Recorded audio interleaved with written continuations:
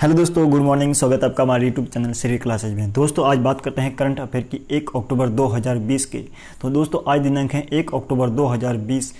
जितने भी करंट के जो क्वेश्चन बनते हैं उन्हीं के बारे में बात करेंगे दोस्तों, जो एग्जाम के लिए बहुत महत्वपूर्ण रहते हैं। ठीक है दोस्तों, तो इससे पहले आपसे एक रिक्वेस्ट है कि पिछले के जितने भी जो सितंबर मंथ के जितने भी करंट के क्वेश्चन हैं उनका एक बार जरूर से जरूर रिविजन कर लेना। और फिर आज बात करते हैं 1 अक्टूबर 2020 के करंट अफेयर की क्लास की। दोस्तों तो आज के जितने भी क्वेश्चन बनते हैं उनके बारे में बात करते हैं। तो पहला क्वेश्चन लेते हैं, हाल ही में भारत ने बौद्धिक संपदा अधिकार में वृद्धि करने के लिए किस देश के साथ समझौता किया है? तो कौन सा देश ने हमारे अभी बौद्धिक संपदा अधिकार में वृद्धि करने के लिए किस देश ने के साथ समझौता किया है दोस्तों? तो कौन सा देश हो जाएगा दोस्तों? वो हो जाएगा डेनमार्क। कौन सा? डेनमार्क।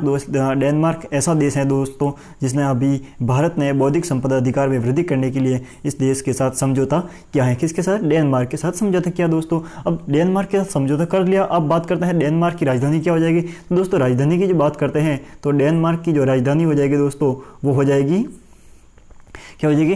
कोपेनहेगन। क्या हो जाएगा? कोपेनहेगन हो जाएगी दोस्तों। ये आपको याद रखना है, इतना सा आपको साथ में इसके बारे में और याद रखना है कि क्या हो जाएगी? कोपेनहेगन। यानी कि डेनमार्क की राजधानी क्या हो जाएगी? कोपेनहेगन हो जाएगी दोस्तों। और बात करते हैं कि जो बौद्धिक संपदा यानी बौद्धिक संपदा अधिकार है दोस्तों वो कौन बनाता है? तो बौद्धिक संपदा अधिकार के दोस्तों हैं वो हो WIPO यानी विश्व बौद्धिक संपदा संगठन। एक संगठन है दोस्तों, कौन?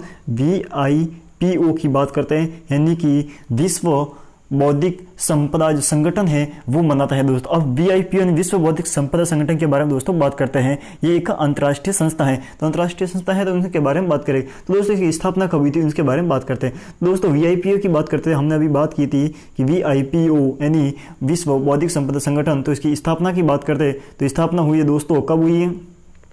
स्थापना दोस्तों 1968 में हुई। कब? 1968 में इसकी स्थापना हुई थी। और इसके हेडक्वार्टर की दोस्तों बात करते हैं तो हमने बताया था, ट्रिक बताई थी पिछले वीडियो में कि W से स्टार्ट होता है और O पर एंड होता है नाम उसका। हेडक्वार्टर की दोस्तों बात करते हैं तो हेडक्वार्टर हो जाएगा कहाँ पे? जेनेवा में। तो जेनेवा में इनका हेडक्वार्टर हो जाएगा। स्थापना कब हुई? 1968 में। और दोस्तों इसके टोटल मेंबर की बात करते हैं, कब? टोटल मेंबर की दोस्तों बात करते हैं, टोटल मेंबर हो जाएगा 191 यानी 191 इसमें टोटल मेंबर हो जाएगा दोस्तों। इतना आपको ध्यान रखना है। और दोस्तों बात करते हैं तो भारत इसमें 1975 में शामिल हुआ है। यानी भारत इसमें कब शामिल हुआ? तो 1975 में शामिल हुआ। स्थापना कब हुई थी? 1968 में इसकी स्थापना हो गई थी दोस्तों। इतना आपको ध्यान रखना दोस्तों। और मोस्ट इंपोर्टेंट एक और इसमें बात याद रखनी है कि नोट बना के लिख लो कि 26 अप्रैल को विश्व बौद्धिक संपदा दिवस मनाया जाता है। कब मनाया जाता है? 26 अप्रैल को दोस्तों 26 अप्रैल को विश्व बौद्धिक संपदा दिवस मनाया जाता है। इतना आपको ध्यान रखना दोस्तों। ठीक है दोस्तों, नेक्स्ट क्वेश्चन की बात करते हैं।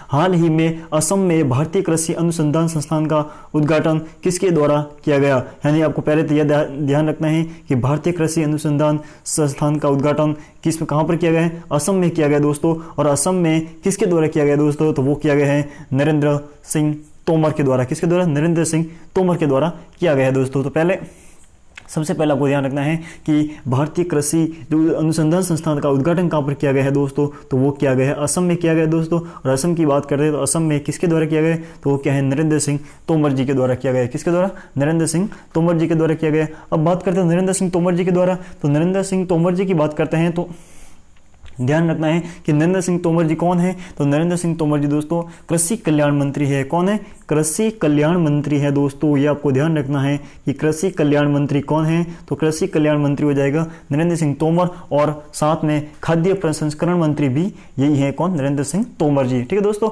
और बात करते हैं रामनाथ कोविंद जी की, तो वो कौन है? हमारे राष्ट्रपति है रामनाथ कोविंद जी। और नरेंद्र मोदी की बात करें जो देश के प्रधानमंत्री हैं, आप सभी जानते हैं। ठीक है दोस्तों, नेक्स्ट क्वेश्चन की बात करते हैं, क्वेश्चन नंबर 3। क्वेश्चन नंबर 3 की दोस्तों बात करते हैं कि हाल ही में संयुक्त राष्ट्र महासभा की कौन सी बैठक हुई है दोस्तों? हाल ही में संयुक्त राष्ट्र की महासभा की कौन सी बैठक हुई है दोस्तों? इतना आपको ध्यान रखना है। तो संयुक्त राष्ट्र महासभा की कौन सी बैठक हुई है दोस्तों? वो हुई है 75वीं। कौन सी? 75वीं बैठक अभी हाल ही फिलहाल महासभा की हुई है दोस्तों संयुक्त राष्ट्र की। तो अब बात करते हैं कि संयुक्त राष्ट्र के बारे में बात करते हैं। जब नाम आया है कि संयुक्त राष्ट्र, तो संयुक्त राष्ट्र के बारे में बात करते हैं। क्या है संयुक्त राष्ट्र? दोस्तों संयुक्त राष्ट्र के बारे में बात करेंगे तो इसकी स्थापना कब हुई थी? तो दोस्तों संयुक्त राष्ट्र की स्थापना की बात करते हैं तो इसकी स्थापना हुई थी 24 अक्टूबर कब हुई थी? 24 अक्टूबर 1945 यानी 1945 में हुई थी। 24 अक्टूबर 1945 को स्थापना हुई थी। और हेडक्वार्टर की दोस्तों बात करते हैं तो हेडक्वार्टर हो जाएगा इसका न्यूयॉर्क हो जाएगा। कहाँ पर? न्यूयॉर्क हो जाएगा दोस्तों। और बात करते हैं कि सदस्य की दोस्तों बात करते हैं तो टोटल सदस्य हो जाएंगे 193। कितने हो जाएगा? वापस बोल रहा हूँ, एक बार वापस रिपीट कर रहा हूँ, नोटबुक में नोट कर लेना कि संयुक्त राष्ट्र की स्थापना कब हुई थी? 24 अक्टूबर 1945 को। हेडक्वार्टर की बात करते हैं, मुख्यालय की बात करते हैं तो मुख्यालय हो जाएगा न्यूयॉर्क। और दोस्तों टोटल सदस्य की जो बात करते हैं, टोटल मेंबर की कुल सदस्य की बात करते हैं तो वो हो जाएगा 193। इतना आपको ध्यान में रखना है।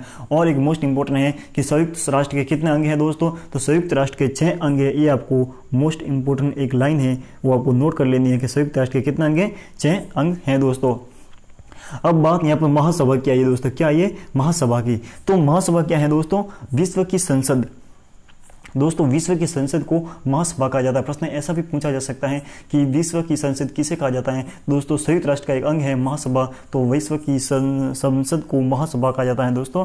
महासभा यानी संयुक्त राष्ट्र का एक अंग है महासभा, उसे विश्व की संसद कहा जाता है। ये लाइन आपको याद रखनी है, ठीक है दोस्तों। नेक्स्ट क्वेश्चन की बात करते हैं, क्वेश्चन नंबर 4। दोस्तों हमारे वीडियो अच्छा लगे तो लाइक करते चला जाना और ज़्यादा से ज़्यादा शेयर करना। और क्वेश्चन कैसे लग रहे हैं ये आपको कमेंट बॉक्स में जरूर बताना दोस्तों, ठीक है, जिससे हमको पता चले कि क्वेश्चन आपको कैसा लग रहा है। बात करते हैं क्वेश्चन नंबर 4 की कि हाल ही में इसे जज अहलूवालिया का निधन हुआ है का संबंध किससे है दोस्तों? तो हाल ही में जो इसका जज थे अहलूवालिया का निधन हुआ वो किससे संबंधित थे दोस्तों? वो एक कौन थे? अर्थशास्त्री थे। कौन थे? इकोनॉमिक्स थे, अर्थशास्त्री थे दोस्तों, इकोनॉमिक्स थे। और बात करते हैं इनकी मृत्यु किसके कारण हुई? तो इनको ब्रेन कैंसर के कारण हुई है दोस्तों, ब्रेन कैंसर के कारण हुई है दोस्तों। इतना आपको ध्यान रखना है। और दोस्तों इससे रिलेटेड एक और है जो आपको याद रखना है कि 2009 में इनको कब पद्म भूषण अवार्ड से सम्मानित किया जा चुका है। किससे? पद्म भूषण अवार्ड से सम्मानित किया जा चुका है। इतना आपको ध्यान रखना है। नेक्स्ट क्वेश्चन की बात करते हैं, क्वेश्चन नंबर 5। दोस्तों ये जो भी क्वेश्चन करा रहा हूँ बहुत इंपॉर्टेंट क्वेश्चन है, एग्जाम के लिए बहुत इंपॉर्टेंट लगता है। करंट अफेयर आप सभी जानते हैं, तो आपको एक नोटबुक में डेली आपको इन क्वेश्चनों को 10 क्वेश्चन को नोट करना है। और जो भी इनके बारे में डिटेल बताता हूँ वो डिटेल आपको इस नोटबुक में लिखनी है और डेली आपको रिवीजन करना है, जिससे एग्जाम में आपको आसानी रहेगी करंट अफेयर के क्वेश्चन करने में, ठीक है दोस्तों। बात करते हैं विश्व रेडियो दिवस। सॉरी, ये क्वेश्चन टाइपिंग में मिस्टेक है, रेडियो दिवस नहीं है, यहाँ पर रेबीज दिवस है। क्या है? रेबीज। तो विश्व रेबीज दिवस कब मनाया जाता है दोस्तों? तो विश्व रेबीज दिवस मनाया जाता है दोस्तों कब? 28 सितंबर को विश्व रेबीज दिवस मनाया जाता है। विश्व रेबीज दिवस कब मनाया जाता है? 28 सितंबर को मनाया जाता है। अब बात करते हैं विश्व रेबीज। अब जो हाल ही में जो विश्व रेबीज दिवस मनाया गया है दोस्तों वो कौन सा है? वो 14वां नंबर है। कौन सा? 14 नंबर विश्व रेबीज दिवस मनाया गया है दोस्तों। और बात करते हैं तो रेबीज, अब रेबीज की बात हुई है दोस्तों, तो रेबीज की टीका। पहले रेबीज का टीका किसका होता है? तो रेबीज के टीके की जो खोज की है दोस्तों वो किसने किए हैं? लुईस पास्चर ने। ये मोस्ट इंपॉर्टेंट रहता है, कभी कभी प्रश्न पूछा जाता है कि रेबीज का जो टीका लगता है उसकी खोज किसने की? तो लुईस पास्चर ने की थी दोस्तों। और बात करते हैं कि जो अब किस लिए मनाया जाता है? तो जो रेबीज के टीके की खोज की थी लुईस पास्चर ने, उनकी पुण्यतिथि की दोस्तों बात करते हैं। उनकी पुण्यतिथि थी कब? 28 सितंबर को। 28 सितंबर को उनकी पुण्यतिथि थी और उसी के दिन हम रेबीज दिवस मनाते हैं दोस्तों। इतना आपको ध्यान रखना है। अब बात करते हैं रेबीज की बात की है तो रेबीज का किसके कारण होता है दोस्तों? तो ये कुत्ते के काटने के कारण होता है। किसके कारण? कुत्ते के काटने के कारण होता है। ये जनरल साइंस का क्वेश्चन है, आपको इतना ध्यान रखना है कि रेबीज किसके कारण होता है? तो रेबीज कुत्ते के काटने के कारण होता है। और इसका लक्षण क्या हो जाएगा? तो जब इससे पानी से डर लगता है दोस्तों, क्या होता है? इससे पानी से डर लगता है। जब कोई रेबीज होता है तो कुत्ते काट लेता है तो हमें पानी से डर लगता है, जिसे हमें साइंस की भाषा में कहते हैं हाइड्रोफोबिया। क्या कहता है? हाइड्रोफोबिया कहते हैं, जिसे हम साइंस की भाषा में हाइड्रोफोबिया कहते हैं। इतना आपको ध्यान रखना है, ठीक है दोस्तों। और बात करते हैं कि लुईस पास्चर कहाँ से बिलोंग करते हैं। एक प्रश्न और बन जाता है कि लुईस पास्चर, कभी कभी ऐसा भी प्रश्न पूछ सकते हैं कि रेबीज के टीके का सबसे पहला प्रश्न ये पूछा जाएगा कि रेबीज के टीके की खोज किसने की? तो लुईस पास्चर ने की। और क्वेश्चन पूछ सकते हैं तो रेबीज के जो टीके की खोज लुईस पास्चर ने की, जो कहाँ से बिलोंग करते हैं, उसका संबंध कहाँ से है? तो दोस्तों वो फ्रांस देश के, कहाँ से? फ्रांस देश से हैं, इनका संबंध फ्रांस से है। इतना आपको ध्यान रखना है। नेक्स्ट क्वेश्चन की दोस्तों बात करते हैं, क्वेश्चन नंबर 6 की। हाल ही में मुस्तफा अदीब ने इस्तीफा दे दिया, वो कहाँ के प्रधानमंत्री हैं? मोस्ट इंपॉर्टेंट क्वेश्चन है, आपको एग्जाम में बिल्कुल 101% दोस्तों आने की चांस है। आप लिख लो एक बार कि मुस्तफा अदीब ने इस्तीफा दे दिया, वो कहाँ के प्रधानमंत्री है दोस्तों, तो वो हो जाएगा लेबनान के। कहाँ के? लेबनान के प्रधानमंत्री है दोस्तों। और लेबनान के ये इंपॉर्टेंट क्यों बन जाता है, इसी के बारे में बात करते हैं। तो सबसे पहले बात करते हैं लेबनान की जो राजधानी होती है, वो राजधानी क्या हो जाएगी? बेरूत। क्या हो जाएगी?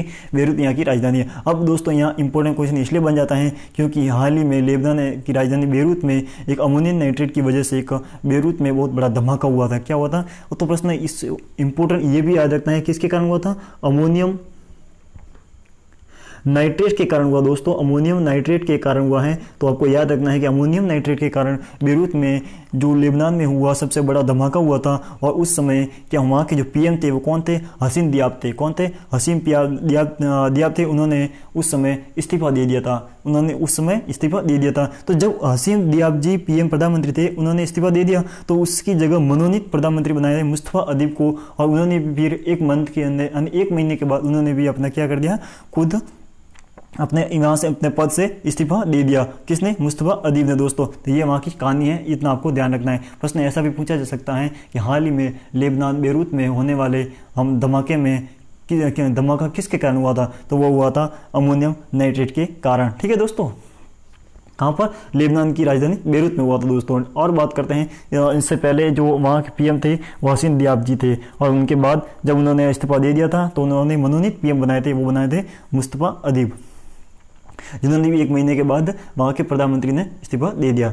नेक्स्ट क्वेश्चन की दोस्तों बात करते हैं, क्वेश्चन नंबर 7 की। दोस्तों हमारे वीडियो पर यानी हमारे चैनल पर नए हैं तो हमारा सब्सक्राइब जरूर कर देना और बेल आइकन पर जरूर क्लिक कर देना, जिससे आने वाली नई वीडियो का नोटिफिकेशन मिलता रहेगा। और क्वेश्चन कैसे लग रहे हैं दोस्तों वो आप कमेंट बॉक्स में जरूर बताना। ठीक है दोस्तों, बात करते हैं हाल ही में किस राज्य सरकार ने खुली सिगरेट पर प्रतिबंध लगा दिया गया है। ये प्रश्न आपको एग्जाम में पूछा जा सकता है कि खुली सिगरेट पर प्रतिबंध लगाने वाला राज्य कौन सा हो जाएगा? महाराष्ट्र हो जाएगा दोस्तों। और क्यों लगाया गया है? क्योंकि जब बंद जो सिगरेट होती है पैकिंग में, दोस्तों पैकिंग जो सिगरेट होती है, पैकिंग में सिगरेट पर तो चेतावनी लिखी होती है कि ये स्वास्थ्य के लिए हानिकारक होता है, जबकि जो खुली सिगरेट मिलती है उस पर कोई चेतावनी नहीं लिखी होती है। इसी कारण क्या कर दिया महाराष्ट्र सरकार ने एक्शन लिया कि इस खुली जो सिगरेट बिकती है उस सिगरेट पर क्या कर दिया?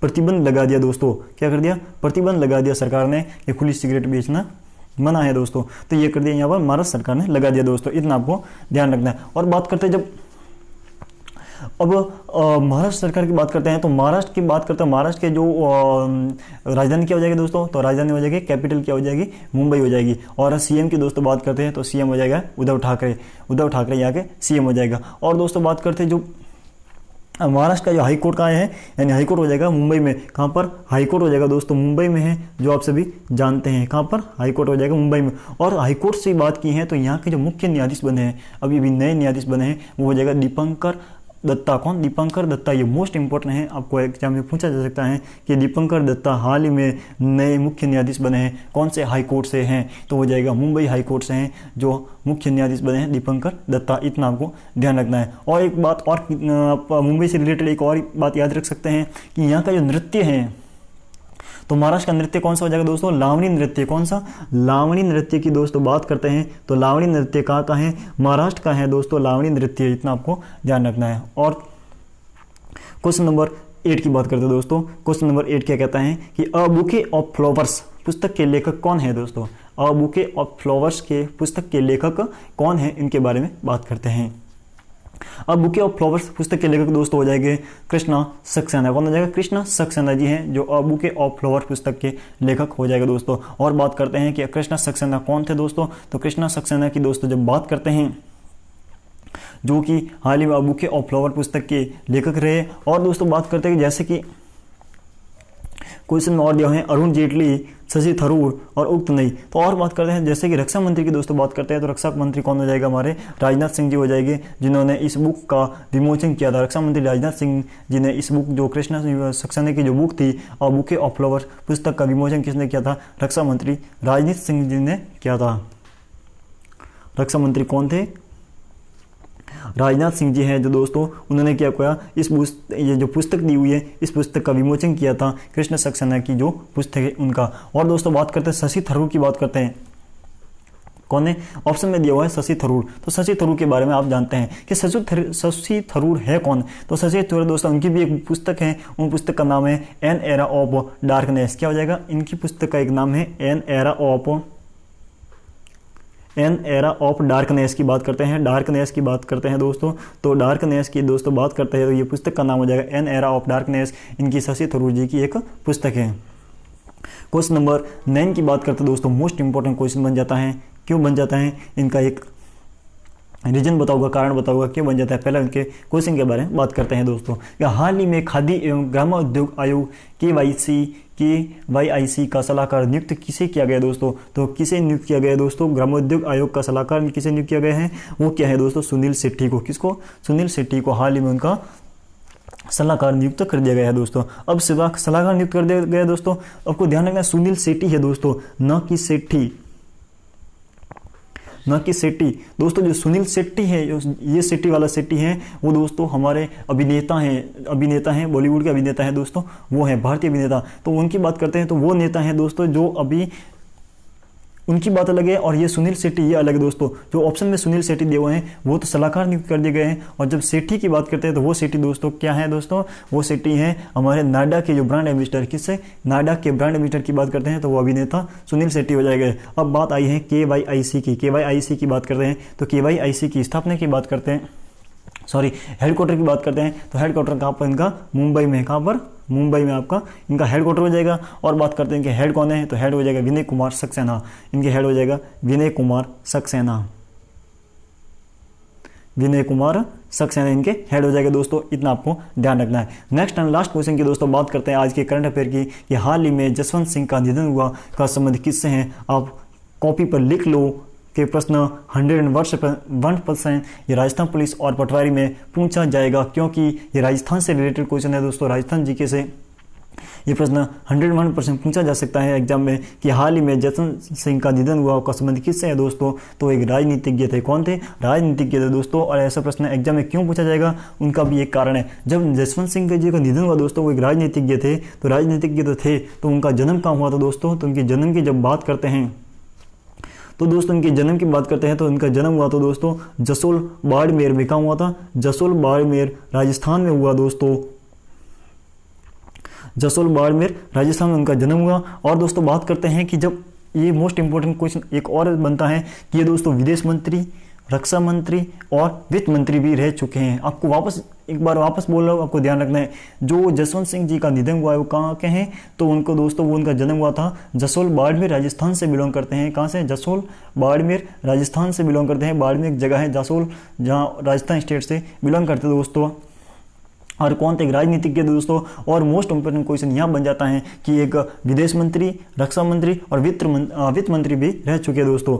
रक्षा मंत्री भी रह चुके हैं, वित्त मंत्री भी रह चुके हैं और रक्षा मंत्री भी रह चुके हैं, इसलिए ये मोस्ट इंपोर्टेंट क्वेश्चन बन जाता है दोस्तों। आज के करंट अफेयर के क्वेश्चन यही एंड हो जाते हैं, क्लास यही एंड हो जाती है। और आज के जितने भी क्वेश्चन बनते थे वो आपके बना के मैंने आपको बता दिया है, मोस्ट इंपॉर्टेंट है जो एग्जाम के लिए आने लायक है दोस्तों हमारे वीडियो अच्छा लगे हैं तो ज़्यादा से ज़्यादा शेयर जरूर करना और लाइक जरूर करना और दोस्तों शेयर जरूर करना और बताना कमेंट करके कि हमारा क्वेश्चन कैसा लगा, हमारे क्वेश्चन कैसे लगे। और नए हैं तो हमारे चैनल को सब्सक्राइब करना बिल्कुल मत भूलना दोस्तों। Thank you, take care and bye. कल फिर मिलते हैं। जय हिंद, जय भारत।